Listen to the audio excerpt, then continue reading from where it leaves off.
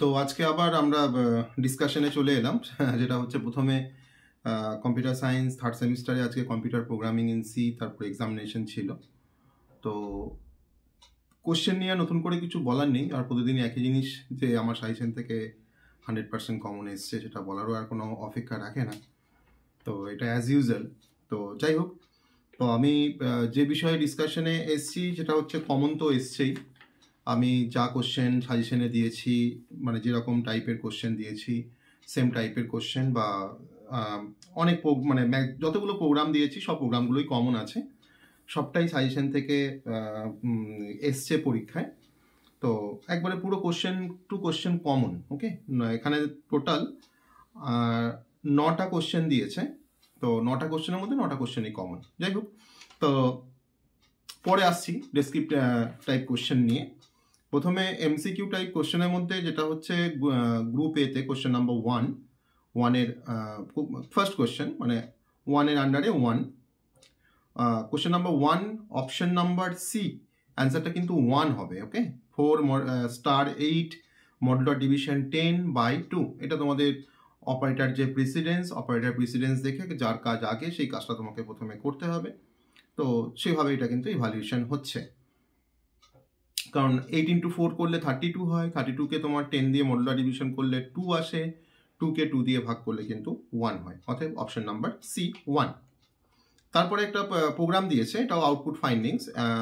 Has define দিয়ে একটা ফাংশনকে ডিফাইন করে দিয়েছে, SQR অফ এক্স × x, যাতে মানে যদি SQR-কে যদি কল করো, তুমি যদি কোনো ভ্যালু পাস করো তার স্কোয়ার হয়ে যাবে। তো মেন ফাংশনের মধ্যে SQR 2+3 করা আছে। তো 2+3 তো ফার্স্ট ইভ্যালুয়েট হবে 5 হবে, তাহলে SQR অফ 5, তার মানে আমাকে SQR ফাংশন আমাকে 25 রিটার্ন করবে। সেই 25টাকে পি এর মধ্যে স্টোর করছি, দেন পিটাকে প্রিন্ট করছি। অতএব অ্যান্সারটা হচ্ছে 25, option number A.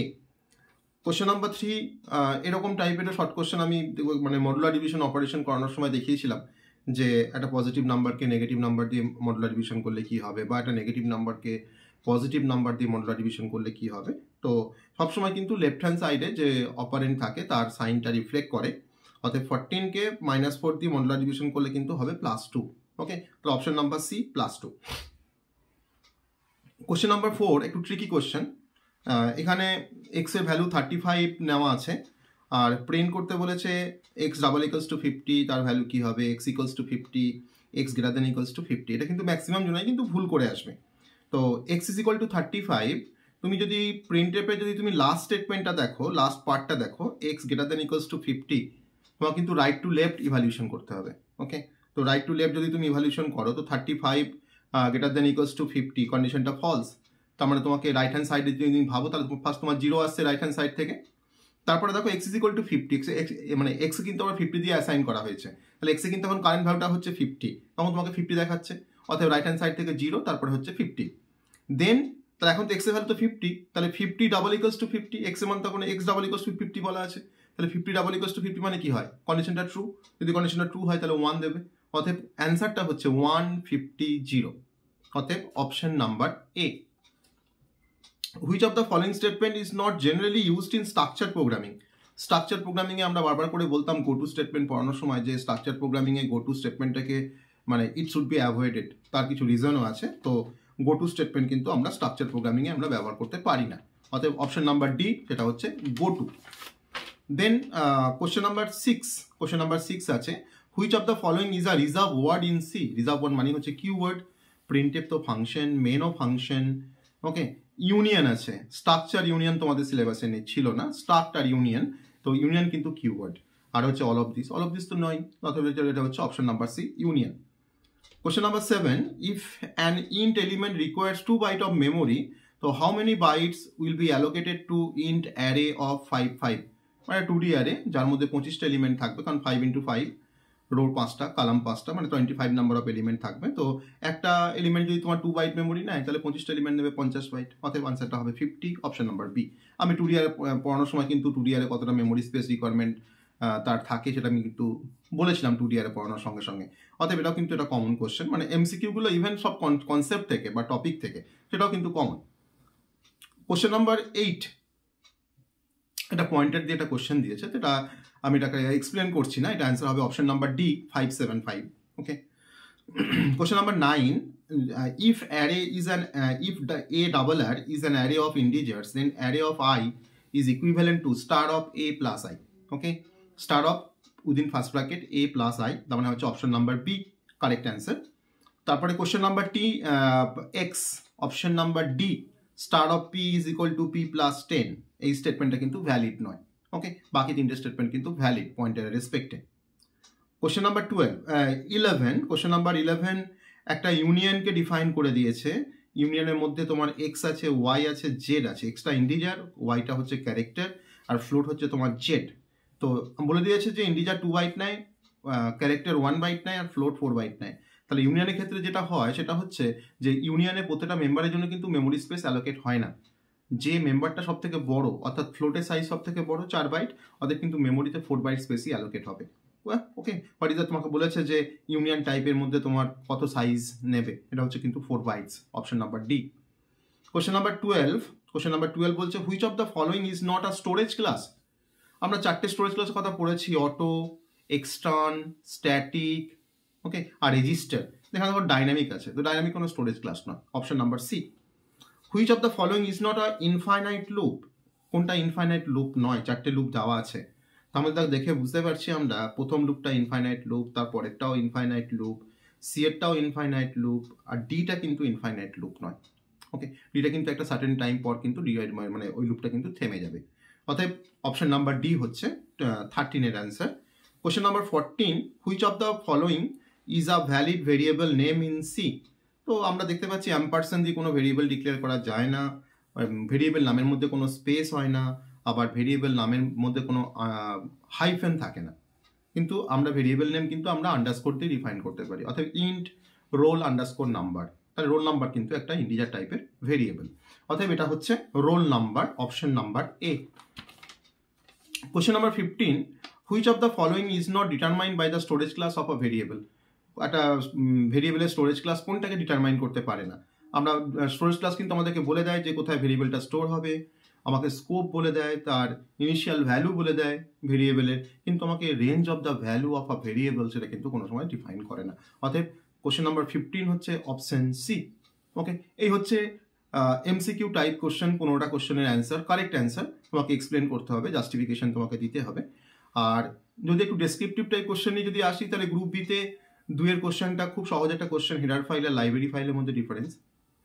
Operator precedence, associativity with example আমরা পড়িয়েছি, সাজেশনে দিয়েছি, নোটসে আছে, সাজেশনের অ্যান্সারে আছে, সবেতেই আছে। ওকে, খুব easy question. Difference between single equals to আর ডাবল ইকুয়ালস টু, একটাকে আমরা অ্যাসাইন করতে ইউজ করি, আর এটাকে আমরা কন্ডিশন চেক করতে ইউজ করি যে দুটো ভ্যালু সমান কিনা। যদি আমি লিখি A if A double equals to 5, তার মানে চেক করছি আমি যে এর ভ্যালুটা কিন্তু কি 5-এর সাথে সমান। ওকে, তোমাকে কিন্তু এটাকে ডিফারেন্সটা তোমাকে লিখতে হবে। তো 2 নাম্বার আছে। তারপরে হচ্ছে flow chart of nested if else structure.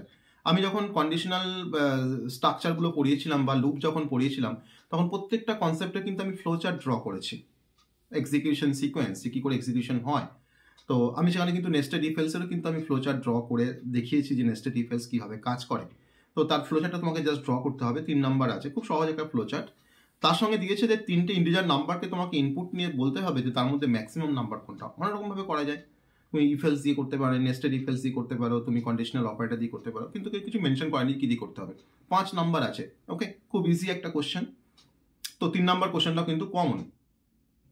Question number 4 difference between while loop do while loop. কালকে আমরা লাস্ট মিনিট সাজেশনও আমি বলেছি, ইভেন আমি সাজেশনও দিয়েছি, খুব ইম্পর্টেন্ট একটা কোশ্চেন। আর তার সঙ্গে হচ্ছে calculate the sum of the its digit of a number, যেটাও কিন্তু আমরা reverse of a number, sum of the digit of a number, palindrome, Armstrong number সব কিন্তু আমরা পড়েছি ক্লাসে।